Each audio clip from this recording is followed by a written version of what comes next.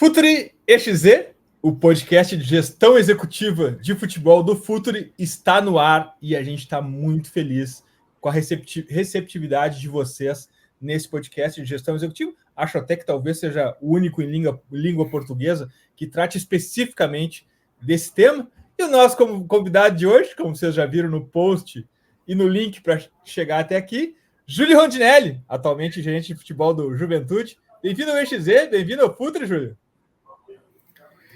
Muito bem, Eduardo, agradeço o convite, agradeço muito, uma honra estar participando do teu trabalho, do teu programa, e vamos estar aí falando um pouquinho da trajetória. Bacana. Esse podcast ele é uma produção da Futuri Academy, mais especificamente da Certificação Executivo de Futebol 2024, com a curadoria do Ricardo Moreira, executivo do Orlando City, da MLS. Para quem quiser saber mais, acesse futuri.com.br/curso ou o QR Code na tela de quem está assistindo no YouTube. Nesse caso, você que está no YouTube, deixe seu like, se inscreva e ative as notificações para ser avisado sobre as publicações dos nossos podcasts e vídeos de análise de tática de time, de jogadores, de treinadores, que é sempre um sucesso por lá, cada vez mais e mais gente gosta de saber das questões táticas, o que é ótimo para o futebol.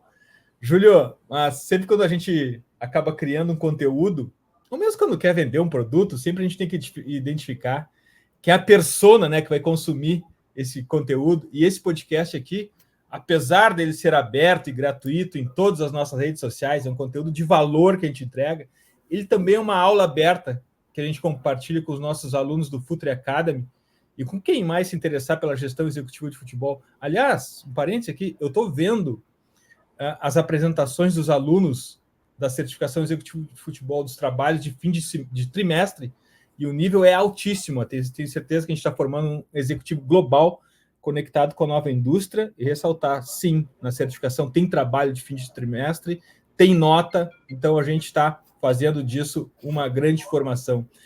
E a gente chamou aqui, Júlio, para compartilhar todo o teu conhecimento, toda a tua experiência com os alunos, com os demais ouvintes, e um bom começo para a gente iniciar essa conversa é entender como é que tu chegou na gestão executiva. Eu já te adianto, não sei se tu viu os episódios anteriores, mas tem uma história padrão aqui, né? No futebol a gente tem que achar padrão. E um padrão que a gente achou aqui é do advogado que sonhou em ser jogador e machucou o joelho. É o teu caso esse, Júlio? Não, eu tenho formação jurídica, porém nunca advoguei, porém o direito me ajudou muito na trajetória, me abriu muitas portas para poder estar entrando no futebol, o conhecimento nos regulamentos das competições, em você ter capacidade de interpretar tudo que é da parte escrita do futebol, né? Eu me formei muito jovem, comecei a trabalhar no futebol num escritório com uma advogada, e dali comecei a ter alguns primeiros contatos, mas o processo e o contrato não me dava a emoção de estar competindo, de estar participando de uma organização, por mais singela que fosse a competição, de estar verdadeiramente competindo, né? Então, em 2004 para 2005, numa condição de voluntário, eu me aproximei do presidente do AD Guarulhos, um clube em São Paulo, né? Eu sou de São Paulo, cresci ali em São Paulo, e me voluntariei a trabalhar nesse clube, um clube da quarta, na época era B1 e B2, era a quinta divisão do Campeonato Paulista. Então ali eu aprendi a bater um contrato na máquina de escrever, a desenvolver uma grade de uniformes, a protocolar um documento na Federação Paulista, a fazer a logística do jogo fora de casa, a fazer a compra no supermercado da alimentação que os atletas consumiriam durante aquela semana, a começar a ter contato com a equipe técnica da época, que era o treinador e um preparador físico, nada mais do que isso.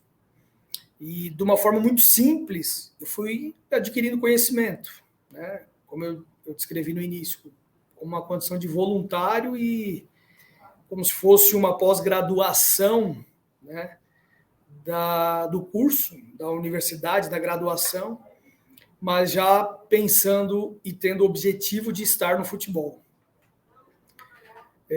Uma campanha, nessa primeira competição, uma campanha muito ruim, mas não existia rebaixamento, a gente ficou ali entre os últimos colocados na divisão, mas já começando a observação de atletas dos adversários, já pensando no próximo campeonato.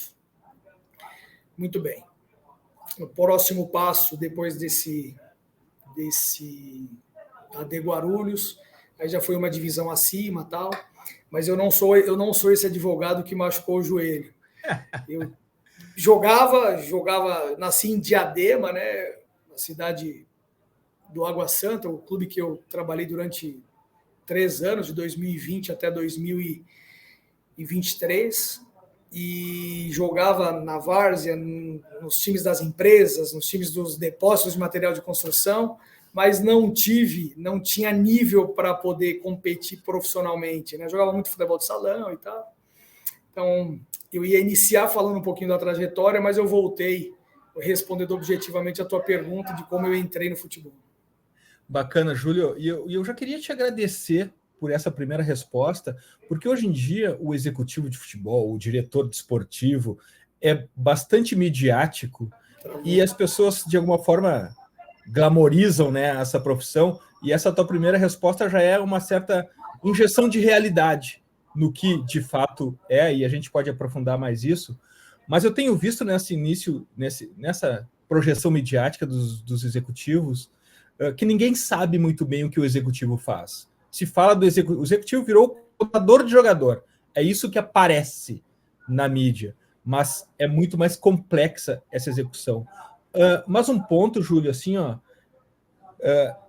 essa discussão do que deve ser feito, ela entra no assunto dos clubes quando vão te contratar, tu vai te contratar para fazer exatamente isso, ou as funções dos executivos é uma batalha diária em que tu vai ganhando um pouquinho de espaço ali, cedendo um pouco aqui? Como é que é a construção da rotina de trabalho, Júlio? Ela já vem pronta ou ela é construída dentro do clube?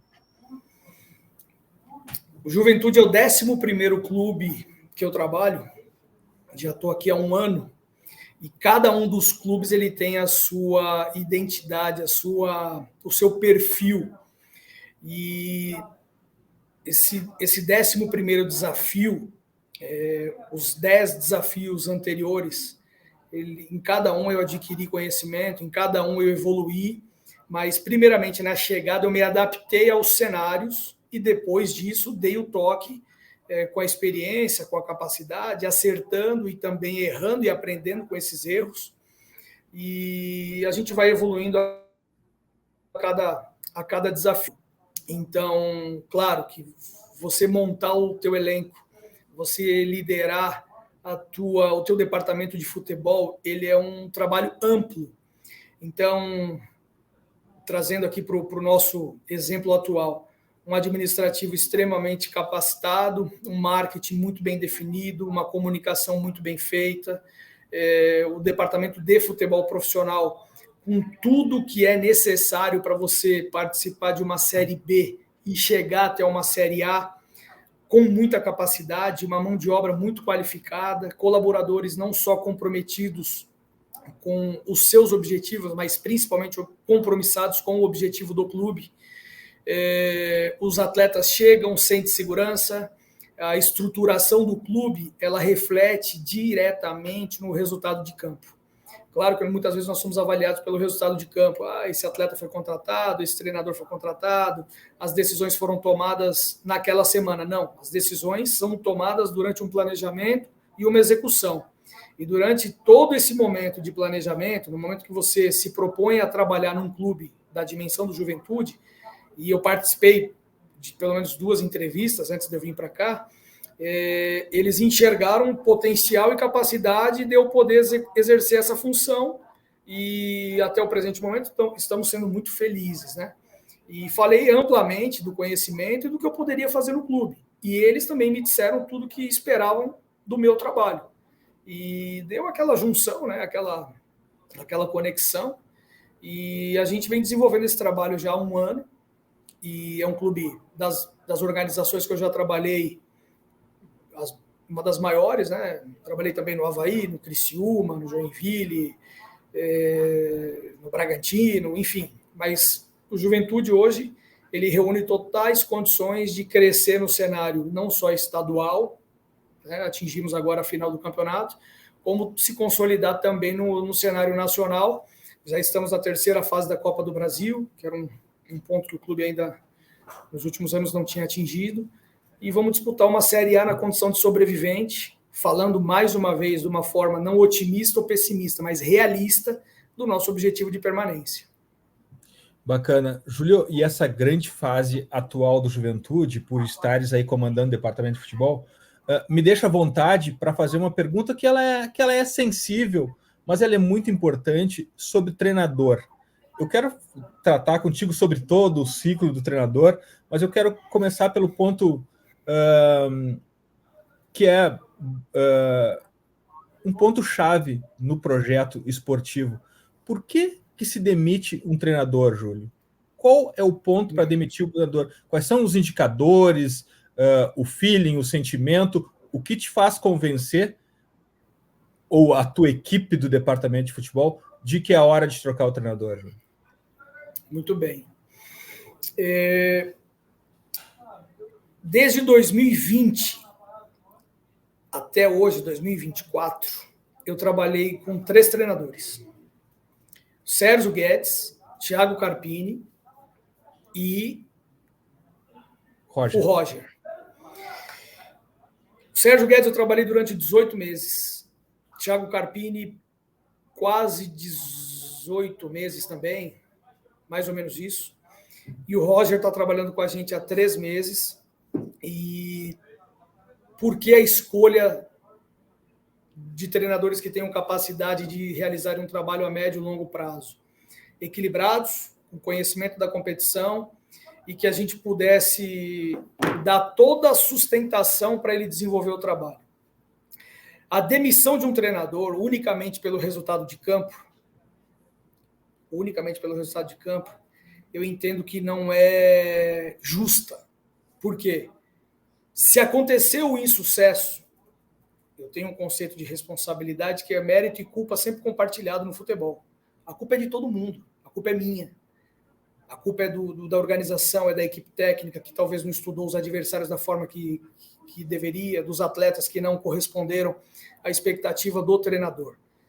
Então, o objetivo durante o trabalho é que todos tenham sua participação da melhor forma e colabore com o comandante. A decisão é sempre do treinador, mas que ele tenha equilíbrio de poder tomar as melhores decisões. Então, a escolha do treinador ela é muito importante. O desenvolvimento do trabalho, ele é o reflexo da união dos esforços e do trabalho e da capacidade de todos que estão em volta. E você tomar a decisão de trocar o treinador, ela tem que ter muitos pontos a serem considerados. Perder o controle do ambiente, por exemplo, confusão nas decisões, não ter coerência. Quando você começa a se perder no trabalho, você demonstra fragilidade, e essa fragilidade ela vai para o teu vestiário. O teu elenco deixa de acreditar em você, o clube deixa de acreditar no teu trabalho. Mas você deixar somente a responsabilidade em cima do treinador, eu não compartilho disso. Eu te dou um exemplo, nesses últimos 3 treinadores que trabalharam comigo. Estudando a competição da Série A2 em 2020, Copa Paulista e Série A2, o melhor treinador naquele momento era o Sérgio Guedes. E nós atingimos o objetivo. Trabalhou durante 18 meses, oscilou, chegou na primeira divisão, fez a primeira divisão de permanência, terminou o ciclo. Ele foi embora. Iniciei um ciclo novo com o Thiago Carpini. Ele começou numa Copa Paulista, 2022, fez o Paulistão 2023, chegamos até a final. Eu vim para o Juventude, convidei ele para vir comigo. Trabalhamos o ano inteiro, planejamos o 2024 e ele, vamos dizer assim, foi premiado pela performance, pelos resultados que ele adquiriu, não só no Água Santa, como aqui no Juventude, e se projetou ao São Paulo. Então, não houve uma quebra de contrato por parte do Juventude, e sim uma promoção no mercado dele estar indo para um gigante como o São Paulo. A vinda do Roger, o critério de escolha foi exatamente esse.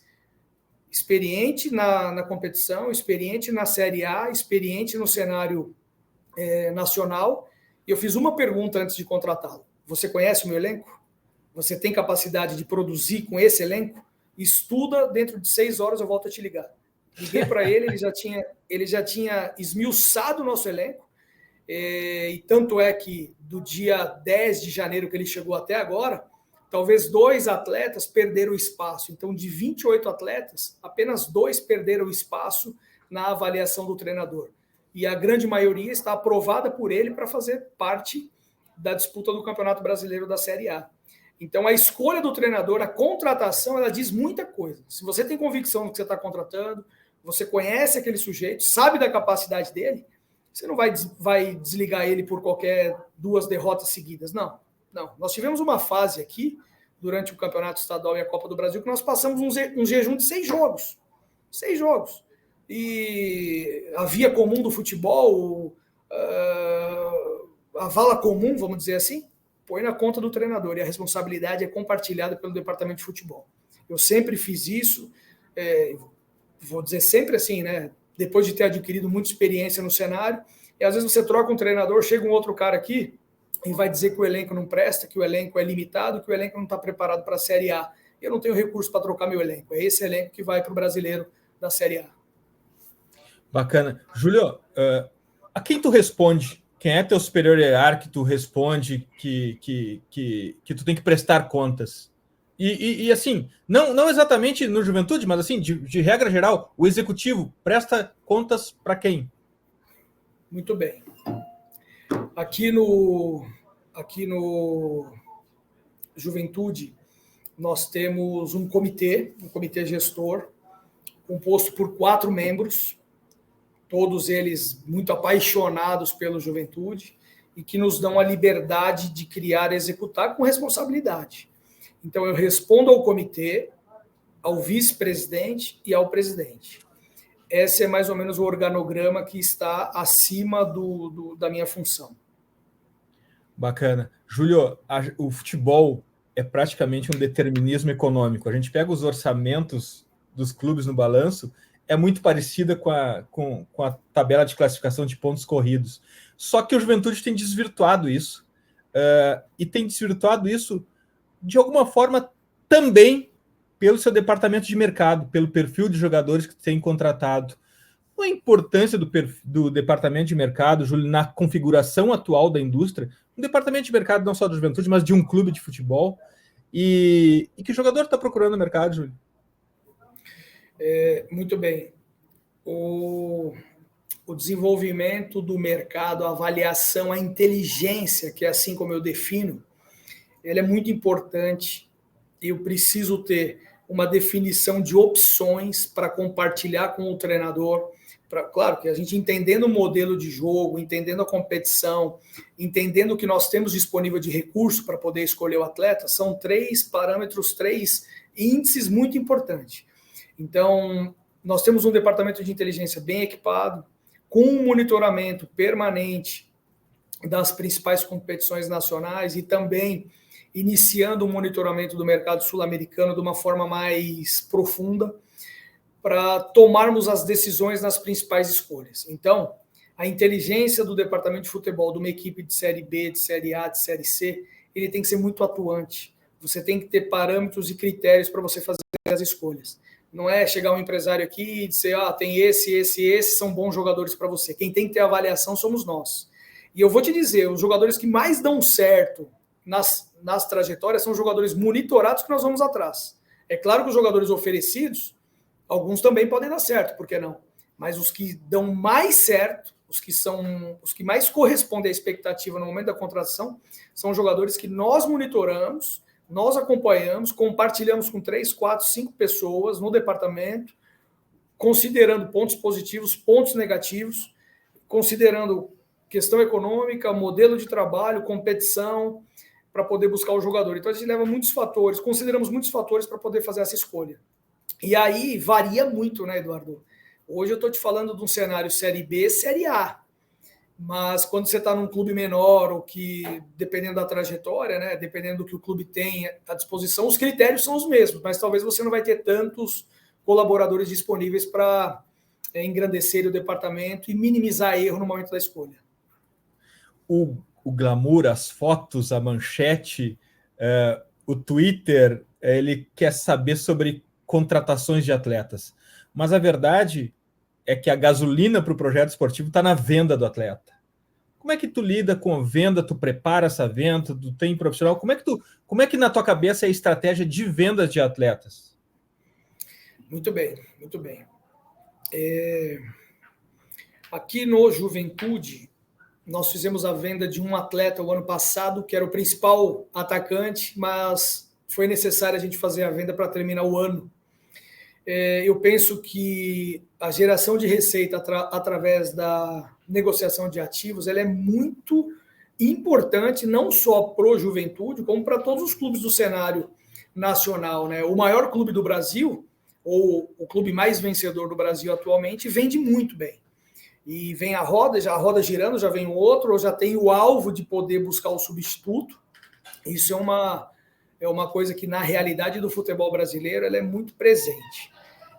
Nós temos uma formação muito qualificada e a gente, esse ano, estamos investindo mais ainda para esses jovens atletas com vínculo médio e longo prazo estarem no profissional e chamarem a atenção do mercado para serem negociados. Claro que podem ser negociados antes.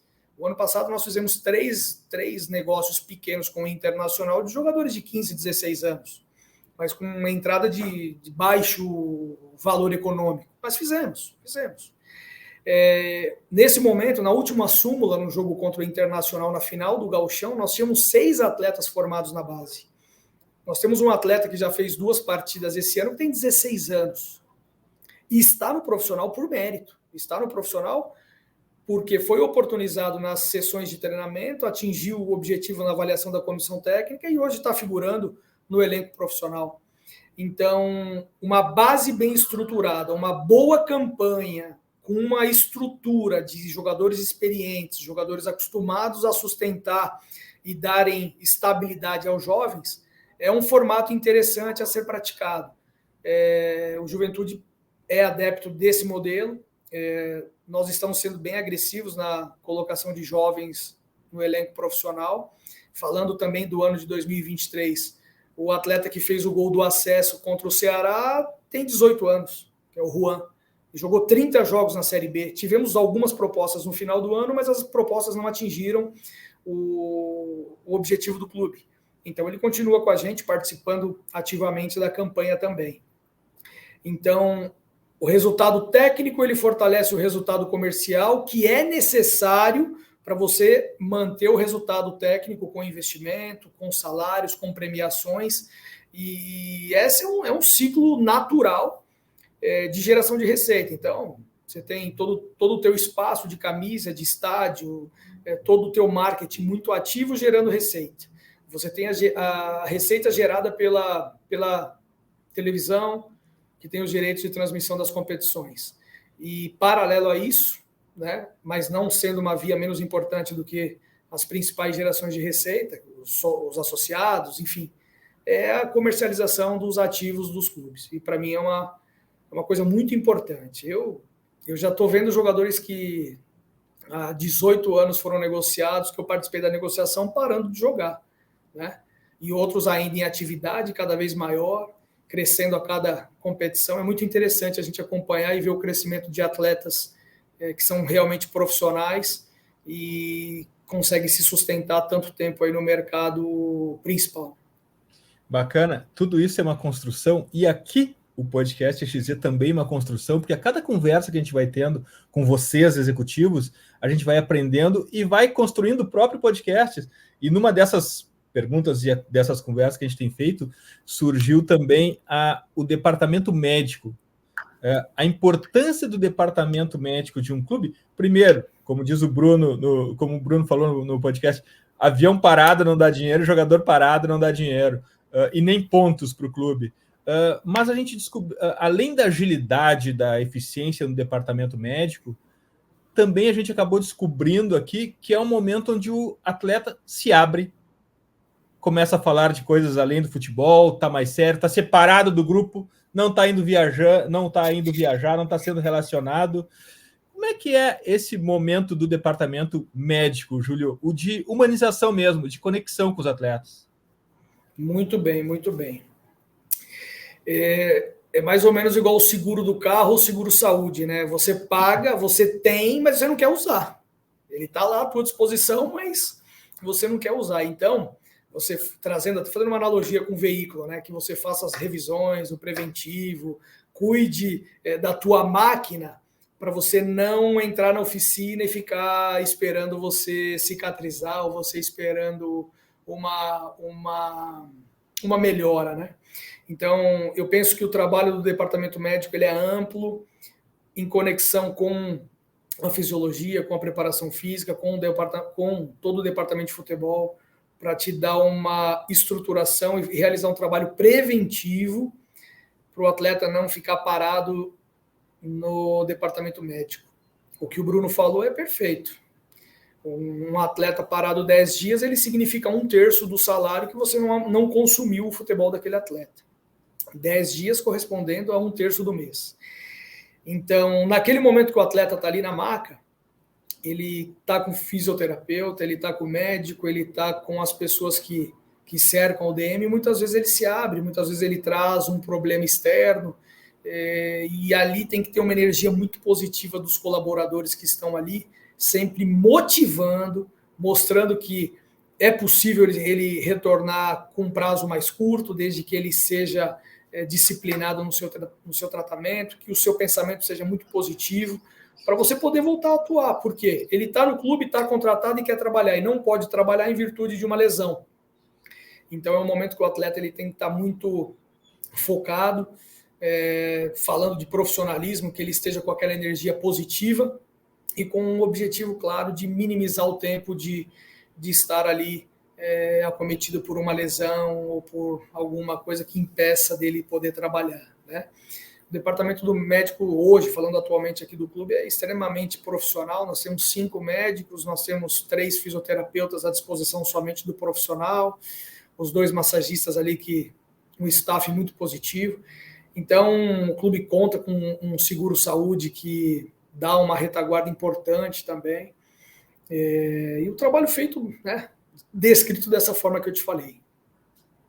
Júlio, tu mencionou a tua relação com treinadores e como tu preza a relação de longo prazo. Uma coisa que é uma cultura aqui do Futre também, a gente trabalha com pessoas de longo prazo, sempre pensando nos juros acumulados que esse longo prazo dá, mas no futebol é diferente, porque a gente pode ter uma ideia de longo prazo, mas a gente precisa tomar decisões de curto prazo também.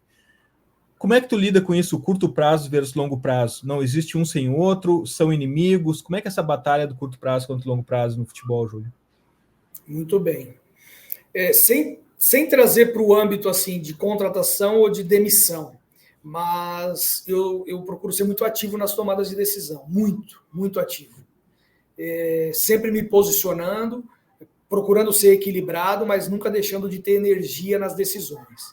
E o departamento inteiro ele consegue perceber isso. Muitas vezes é a sugestão de um colaborador que não está no centro do comando do clube, que pode fazer com que eu enxergue de uma forma diferente o que eu tenho que tomar decisão. Mas eu procuro ser muito ativo. Então, o curto tempo, né, a tomada de decisão com velocidade, ela é necessária no futebol. Com muito equilíbrio, trazendo com a experiência, sabendo que toda decisão que você toma, ela produz um efeito. Agora, com relação à tomada de decisão de demissão ou de continuidade, eu acho que o cuidado e a observação ela tem que ser feita no momento de você contratar e trazer aquele colaborador para a tua organização, né? E a continuidade do trabalho, é claro que ela depende do resultado, mas a responsabilidade do resultado, como eu já disse para você, ela é do todo, não é somente de um colaborador, né? Eu cheguei no Juventude, eu encontrei uma organização muito funcional, vamos dizer assim, mas a equipe vinha de um rebaixamento do ano de 2022. Então havia receio, havia medo, vamos dizer assim, e eu vinha de uma final de Campeonato Paulista, então você imagina, né, o choque, né? O cara que participou de uma campanha que duelou contra o todo poderoso Palmeiras, vencendo o primeiro jogo, chegando aqui num clube de Série B, com anseio de voltar para a Série A, mas com risco de ir para a Série C. O início foi muito ruim. E aí a gente teve que tomar decisão assertiva que foi, naquele momento, a substituição do treinador que estava aqui, e acertamos e tivemos um aproveitamento de aproximadamente 70% na sequência da competição. Graças a quem? Ao trabalho de todos do departamento, ao treinador, aos atletas que abraçaram a ideia, e a gente mostrou para eles que eles tinham capacidade. Claro que vieram contratações de 5 meses, de 6 meses, e alguns desses que vieram por um curto prazo continuam hoje com seu contrato renovado para o ano de 2024. Então, o curto prazo e o longo prazo, né, como você me fez a pergunta, eu penso que a gente tem que ter muita energia e muita ação nas tomadas de decisão. Tem outra questão que a gente levanta com os executivos aqui, que já está se tornando um clássico, porque as respostas sempre são muito interessantes, e que é o que o executivo faz, Júlio, nos seus primeiros 90 dias de clube. Essa é uma pergunta que ela é uma resposta que vocês dão, que ela é super debatida no nosso curso de executivo, porque é um momento chave. Mesmo os governos utilizam aquele período dos primeiros 100 dias para dar o primeiro recado, a primeira conexão com que estão se tornando. Existem livros incríveis de gerenciamento que falam sobre esses 90 dias. O que o executivo, o que tu pode compartilhar com quem está nos assistindo, nos ouvindo, principalmente com os alunos da certificação, que um executivo tem que fazer nos seus primeiros 90 dias no clube? Muito bem, muito bem. Vou te dar um cenário ideal. O cenário ideal é o executivo ser contratado em novembro para começar o teu trabalho em janeiro. Ele tem ali pelo menos 60 dias de planejamento, de você entender o que é a competição, de você fazer uma avaliação interna, um diagnóstico do que é o clube e do que esse clube pode produzir. No futebol, Eduardo, e aos graduandos aí que você mencionou, aos estudantes, aos futuros executivos, 90 dias é muito tempo no futebol. Muitas vezes 90 dias dura um campeonato estadual, 90 dias dura um turno de brasileiro de Série A ou de Série B. Então você tem que ser rápido e você tem que estar preparado para você fazer esse diagnóstico o quanto antes. E eu posso dizer o exemplo aqui, eu fiz em 3 semanas, que a gente não teria um bom futuro no ano passado, e tomamos uma decisão que foi assertiva e poderia ter sido errado. O efeito poderia não ter sido o que eu imaginava. Mas os primeiros 90 dias, no cenário ideal, ele é lindo. No contrato do sujeito ser contratado em novembro para assumir a competição dia 20 de janeiro, você tem aí 70, 80 dias para você poder planejar e iniciar a execução. Agora, no futebol, 90 dias é muito tempo. 90 dias é muito tempo. Se você esperar, se você não tiver ação, não tiver habilidade para você fazer essa leitura, e isso em qualquer uma das esferas, na Série D, na Série C, na Série B ou na Série A, eu trabalhei nas 4, ou na Sul-Americana, enfim. A ação ela tem que ser rápida. Respeito todos os modelos de gestão, de empresas e tal, mas no futebol, 90 dias é muito tempo. Outro ponto, é uma característica talvez dos times do Sul, Júlio, diferente dos times de São Paulo, por exemplo, muito diferente dos times de São Paulo, é a dificuldade da logística. Fazer um jogo em Fortaleza e voltar para Caxias é um desgaste terrível. Inclusive, esse aspecto influencia sim na performance esportiva e influencia sim na tabela do campeonato. Imagino que tenha o departamento de logística da Juventude passe muito trabalho com isso. Mas qual é a tua relação com o departamento de logística? Como é que tu trata isso? E qual é a grande dificuldade de um campeonato brasileiro para um clube do extremo sul do país, Ju? Muito bem, muito bem. Só voltando um pouquinho na 2 perguntas atrás, quando você falou do departamento médico. O departamento médico, muitas vezes, ele escala o teu time, dizendo quem vai jogar e quem não vai jogar. E muitas vezes a logística ela está diretamente ligada também à competição. Nós tivemos uma viagem recentemente, não para Fortaleza, que é a capital, nós tivemos para Iguatu, uma cidade do interior, próximo a Juazeiro do Norte. Nós tivemos que ir 2 dias de antecedência para poder realizar um mínimo treino lá. O departamento de logística dos clubes de Série A, eles são muito profissionais. Aqui nós temos um profissional, o Bruno, de altíssimo nível. ele já tem, assim que sai a tabela, ele tem todos os voos à disposição, ele faz um estudo, compartilha comigo, nós compartilhamos com a comissão técnica para escolher o melhor voo, o melhor período, porque muitas vezes saímos de Porto Alegre, muitas vezes o nosso aeroporto aqui não tem condição de decolagem, vamos a Porto Alegre numa primeira perna de 2 horas, depois a São Paulo, e de São Paulo para o destino final, né? Então, tem que ser bem estudado, as logísticas são mais longas do que de capital para capital, e esse profissional ele tem que dominar totalmente a grade de hotel, dos voos, ter uma boa relação nos aeroportos para despachar a bagagem, que ela realmente é numerosa, e muitas vezes tem pouco tempo para poder fazer o check-in, entregar a bagagem, né? Escolher o melhor restaurante, que muitas vezes a gente tem que almoçar nos aeroportos, então que seja um restaurante que tenha um nível para atender uma delegação, uma boa comida, né? Uma comida bem feita, feita naquele momento, para evitar qualquer tipo de intoxicação, enfim. Então, o trabalho da logística, ele é importantíssimo, mas importantíssimo mesmo. E qual é a tua participação nesse trabalho? Tu tem reuniões periódicas com eles, toma decisão junto com eles, ou chega um plano já depois, obviamente, através de um briefing, chega um plano pronto para ti?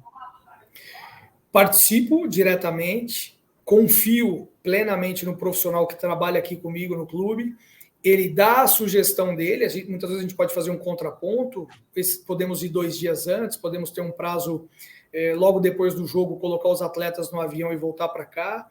Então, eu compartilho e participo da decisão, mas respeito demais a autoridade da logística do clube, que é um profissional altamente capacitado. Uma sugestão ou outra, um ajuste com a preparação física, com a fisiologia, com o treinador, a gente pode fazer. Mas é uma área que vem crescendo muito, né? Hoje todo clube tem 1 ou 2 colaboradores que têm capacidade de poder desenvolver o plano de viagens, o plano da logística do futebol. Aqui no EXZ, a gente busca sempre tratar de assuntos que não estão necessariamente em primeiro plano na mídia. Eu acho que isso também tem seduzido muita gente que se interessa por esse assunto. E um ponto indissociável da função de executivo ou de quem trabalha no futebol é a derrota. Como o executivo lida com a derrota, Júnior? Com muito equilíbrio. Com muito equilíbrio. Você aprende muito na derrota. Eu trabalho para vencer, mas eu estou preparado para perder muito durante esse ano, entendendo o tamanho da minha equipe em comparativo com os adversários que nós vamos enfrentar. Então eu tenho 38 jogos do Brasileiro, onde eu preciso vencer 12 ou 13 jogos. 12 ou 13 jogos. Significa que eu vou ter, talvez, mais derrotas do que vitórias ao longo desse ano. E eu estou preparado para isso. Estou preparado para isso. Estamos preparados para, na derrota, poder recuperar o quanto antes, virar essa página e já pensar no próximo adversário. Claro que a gente tem, de certa forma, um estudo dos adversários e vamos mirar os principais adversários, os adversários que nós temos capacidade real de vencer. Mas o combate, a competitividade vai ser da 1ª à 38ª rodada, com certeza. Mas estamos preparados para perder. Trabalhamos para vencer, mas temos que estar preparados para vencer. Trabalhamos para vencer e temos que estar preparados para perder. Até entendendo o tamanho e a realidade do Juventude no cenário do futebol brasileiro.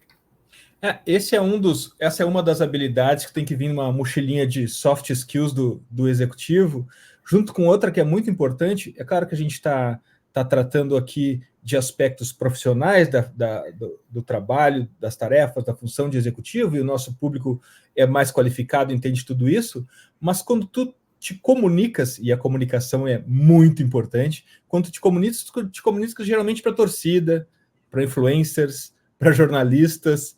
Qual é a habilidade da comunicação, principalmente com esse público de mídia hoje em dia, de um executivo de futebol, Júlio? Muito bem. Muitas vezes eu me posiciono sempre nos momentos de maior adversidade, de maior dificuldade do clube na competição. Eu penso que na evidência os atletas têm que ser enaltecidos, o treinador tem que ser enaltecido, a direção local, ela tem um compromisso muito grande com a comunidade, com a cidade, com o estado. Então, essas pessoas, a gente compartilha desse bom momento, e no mau momento a gente tem que sustentar mesmo. Eu te dou um exemplo. Eu sou muito cúmplice, vou dizer assim, do trabalho do treinador. Quando toda a crítica está em cima do treinador, quando toda a mídia quer que o treinador saia e atribui responsabilidade somente ao treinador, nesse momento eu vou aparecer. Se eu entender que nós temos que fazer a alteração, a mudança, eu vou me posicionar. Mas, ao mesmo tempo, e na maioria das vezes, eu vou me posicionar mantendo aquilo que eu te falei de compartilhamento de responsabilidade. A culpa, perdeu, não foi só o treinador que perdeu. Foram todos nós perdemos. Venceu, todos nós vencemos. Então, nesse momento de dificuldade, o que a mídia, o que o influencer, o que a torcida quer? Um posicionamento do clube. Se você deixar o teu treinador sendo metralhado naquele cenário, ele vai estar cada vez mais fragilizado e você vai mostrar que ele está sozinho no comando. De que uma, duas ou na terceira rodada que ele não tiver resultado, ele vai para a rua. E eu não compartilho disso. Isso aí eu penso que essa cumplicidade, essa lealdade, desde que você acredite no trabalho, de que ele tenha coerência nas decisões no dia a dia. E aí você compartilha e você assume a responsabilidade junto com ele, se posicionando para a comunidade, para os influencers, para a torcida, para a imprensa, e dando a tua cara, principalmente nesse momento de dificuldade. Nessa temporada de EXZ aqui, a gente tem aprendido muito que talvez seja o papel principal do executivo, seja o de proteger o projeto esportivo, né? Ele é o guardião do projeto esportivo, e isso também acaba trazendo atritos, né, com esse público externo e, eventualmente, até internamente, com cobranças, mas esse o grande papel do executivo, de forma genérica, tu entende que seja também, Julião? Muito bem. O guardião é um termo correto, mas eu falei para você ali na pergunta anterior do cenário ideal. Eu cheguei no meio da temporada do ano passado e esse ano nós planejamos junto com o comitê, com o apoio da direção, o ano de 2024 do Juventude. Então, eu sou um guardião de um projeto criado não só por mim, mas por uma organização. E você responder por uma coisa que você criou e você está executando, ela se aproxima do cenário ideal. Porque você tem as suas convicções, que elas não podem extrapolar a esfera da teimosia, porque aí vira teimosia, né? Ela extrapola a esfera da convicção, ela vira teimosia. E sabendo que nesse momento precisamos corrigir uma rota no meio da competição, estamos nos preparando por uma competição gigante, que é o Campeonato Brasileiro da Série A, mas com índice positivo desenvolvido até o terceiro mês, nós estamos a um quarto do ano, né, passando pela competição estadual, ela foi muito positiva e funcionou como um vestibular, vamos falar assim, como uma... É ruim falar, mas comparando com uma sessão de Fórmula 1, sessão de treinos, não. A principal competição é o brasileiro, mas o compromisso assumido desde a primeira rodada de quem representa esse clube, de quem veste essa camisa, ela é latente. Então, eu sou um guardião, posso dizer, usando o termo teu da pergunta, de um projeto criado por mim. Então, vamos dizer, além de ser o guardião, vou dizer que me aproximo da paternidade. Intelectual. É o autor intelectual. Exato. Um dos autores, vou dizer assim, sempre compartilhando, né, com as pessoas que estão ao nosso redor. A gente tem conversado com grandes executivos, é incrível como o executivo de futebol brasileiro está conquistando o mundo, né? MLS, Europa, por todos os lugares a gente encontra isso, diferente até um pouco dos treinadores, que ainda estão com uma dificuldade de mostrar o seu trabalho para o mundo. Os executivos não, eles estão chegando lá. E a gente tem conversado com todos eles aqui, mas eu confesso, particularmente, eu também tenho me seduzido muito pelo podcast, por exemplo, do Lucas Góes, que trabalha no Boston City, o teu trabalho no Juventude, porque também trata de uma realidade importante da gente passar, não só das grandes ligas, dos grandes orçamentos, principalmente, mas também dessa dose de realidade do futebol. E eu queria, diante disso, te perguntar, Júlio, como convencer um atleta a ir jogar no Juventude, no Água Santa, no Boston City do Lucas Góes, não fazendo qualquer questão de tamanho de clube, mas por que o orçamento, a logística, a visibilidade é diferente? Como que entra a parte do convencimento, Júlio? Muito bem. Eu penso sobre a função, como você mencionou, e você hoje graduando diversos profissionais que têm interesse em militar nessa área, eu penso que não importa qual é a competição, em qual lugar vai o colaborador ou o executivo vai trabalhar, mas que ele tenha bom preparo e que ele tenha equilíbrio no seu planejamento e na sua execução.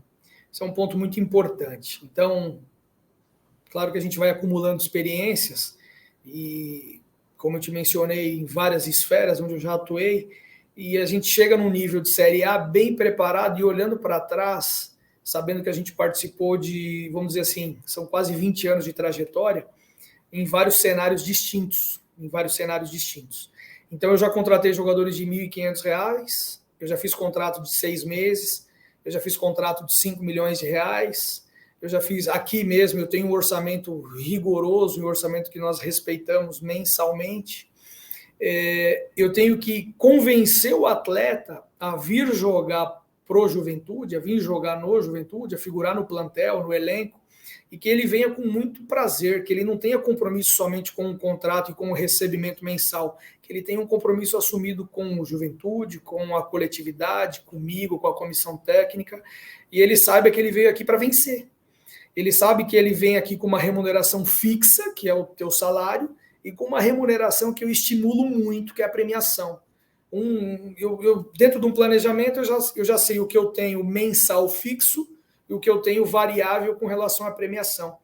E uma equipe do tamanho do Juventude tem que trabalhar com premiação evidente, porque eu vou precisar vencer, eu vou precisar somar pontos, que muitas vezes não vai ser a vitória, vai ser um empate, mas esse empate ele vai ser comemorado demais, né? Eu vou mostrar para o atleta que o Juventude é uma plataforma segura, que é uma plataforma real, que ele pode sair daqui e retornar para uma equipe maior que o Juventude, ou fazer um bom contrato fora do Brasil. Vai depender somente dele. Então, esses pontos que eu mencionei, eu penso que são importantes para você conseguir convencer o atleta de que a Série A é extremamente positiva para a carreira dele, que ele já vai encontrar aqui um elenco competitivo, bem treinado por um treinador, por uma equipe técnica extremamente capaz, que ele vai ter um departamento médico para apoiar, que a esposa vai estar morando numa cidade segura, com bons colégios, que a esposa vai estar morando onde tem shopping, enfim, tudo isso que o atleta leva em consideração, que ele vai receber a família, vai ter grandes restaurantes. Aqui em Caxias, se o cara não cuidar, ele acaba aumentando de peso, né? Não, tocasse num ponto importante, né? Porque se a mulher não aceitar, não temos contrato, né? Não adianta. É um ponto bacana de convencer também, do convencimento.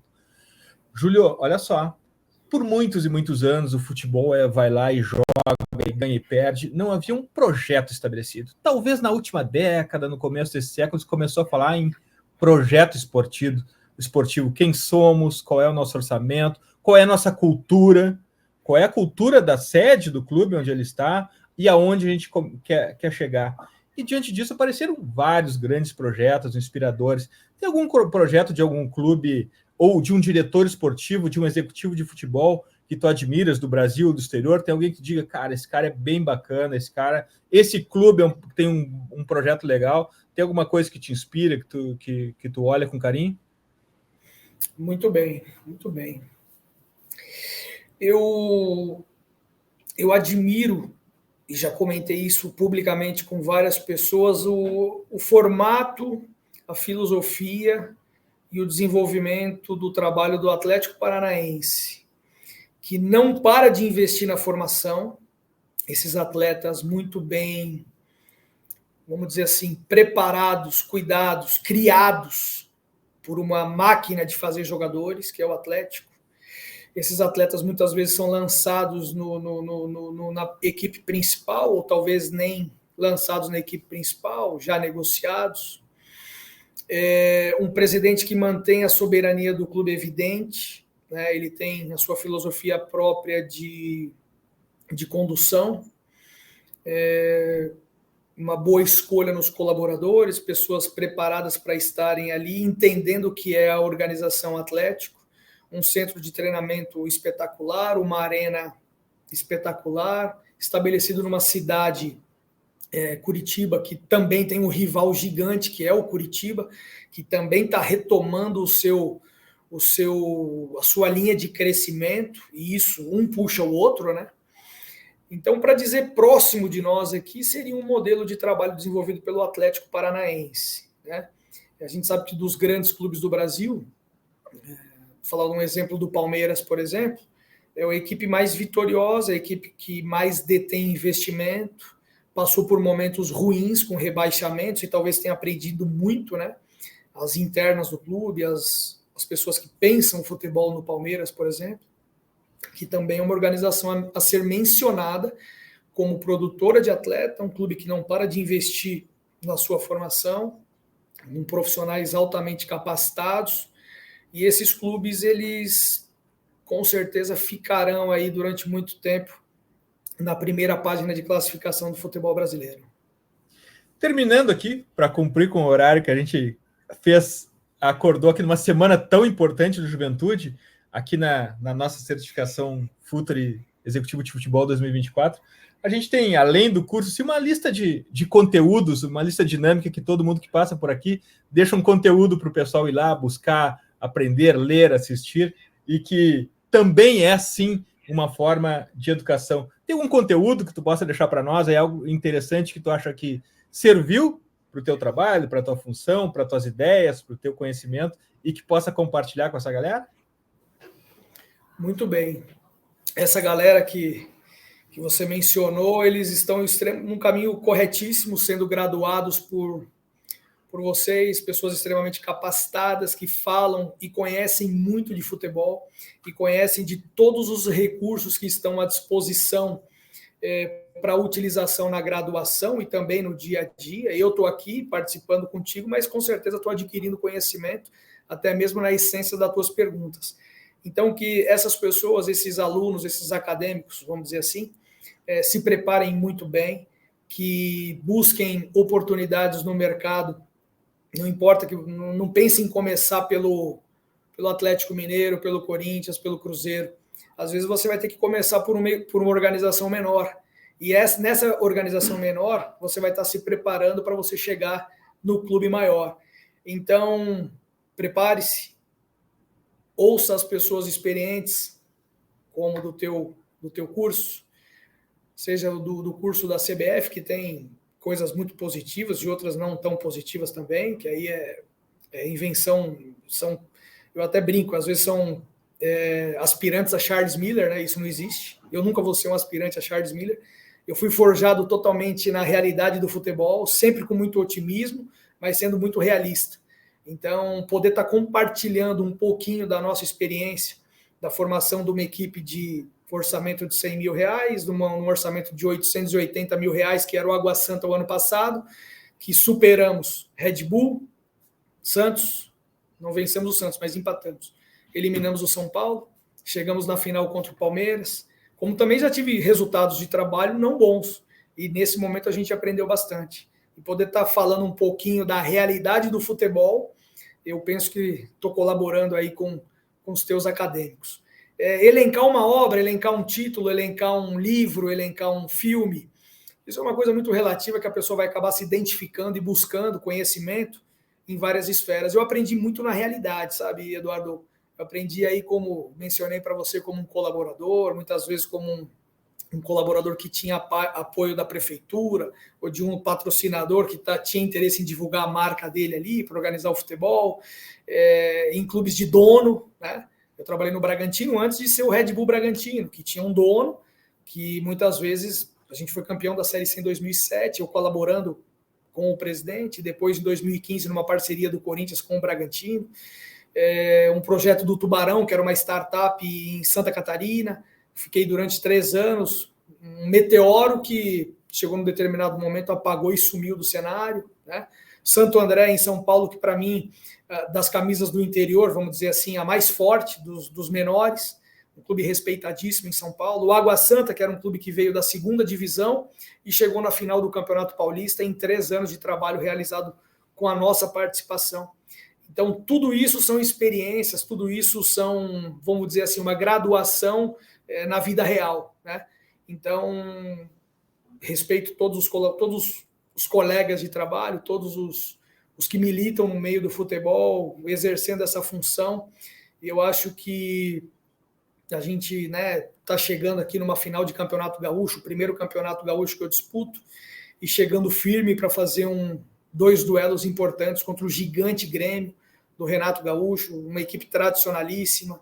Eu vou falar sobre orçamento, que aí eu já queria arrumar muleta, mas com um orçamento muito superior ao nosso, uma torcida que com certeza vai encher a arena, assim como a nossa torcida vai encher aqui o Jacone. Então, falando um pouquinho do momento atual, eu acho que estamos colaborando com o futebol do Rio Grande do Sul, né, completando agora 1 ano, vindo de uma escola paulista, de uma escola catarinense, mas conseguindo obter resultados aqui no futebol muito competitivo. Então, essa mensagem que eu deixo aí, até pontuei em diversos momentos aí, falando um pouquinho da nossa trajetória, mas muito feliz de poder estar tendo esse espaço aberto contigo, né?